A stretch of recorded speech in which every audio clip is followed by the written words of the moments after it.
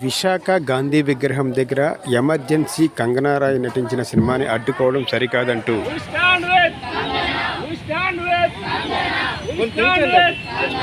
భారత్ మాతా కీ భారత్ మాతా కీ మాతరం మాతరం వందే మాతరం మాతరం మాతరం వందే మాతరం we stand with Kangana we stand with Kangana we stand with Kangana Bharat Mata కీ జై భారత్ మాతా కీ జై మాతరం మాతరం వందే మాతరం మాతరం దేశ ప్రజాస్వామ్య చరిత్రలో చీకటి రోజులైన ఎమర్జెన్సీ ఘటనకు 50 సంవత్సరాలు పూర్తయిన సందర్భంగా ప్రముఖ సినీ నటి కంగనా రనౌత్ గారు అప్పులు చేసి తన సొంత డబ్బులతోటి ఎమర్జెన్సీ సినిమా తీసింది. ఆ సినిమాకు సెన్సార్ సర్టిఫికెట్ రాకుండా సిక్కు సంఘాలు అడ్డుకోవడం దురదృష్టకరం.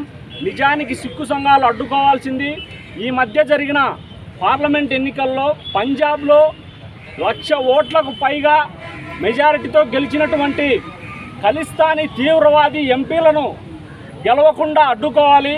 కానీ దేశాన్ని ముక్కలు చేస్తానన్నటువంటి ఖలిస్తానీ ఉగ్రవాదులకు సిక్కు సంఘాలు మద్దతు తెలుపుతూ మరొక వైపు వాస్తవ సంఘటన ఆధారంగా నిర్మించిన నిజానికి సెన్సార్ బోర్డులో ఖలిస్తానీ ఉగ్రవాదులు పనిచేస్తున్నారా లేక భారతీయులు పనిచేస్తున్నారా అన్నది దేశ ప్రజలకు అర్థం కావడం లేదు.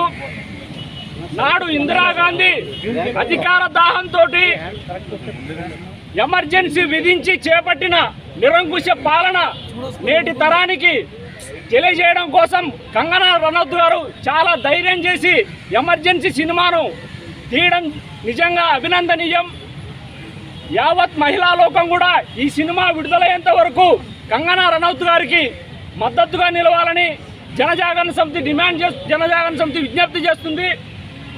సెన్సార్ బోర్డు వెంటనే ఎమర్జెన్సీ సినిమాకు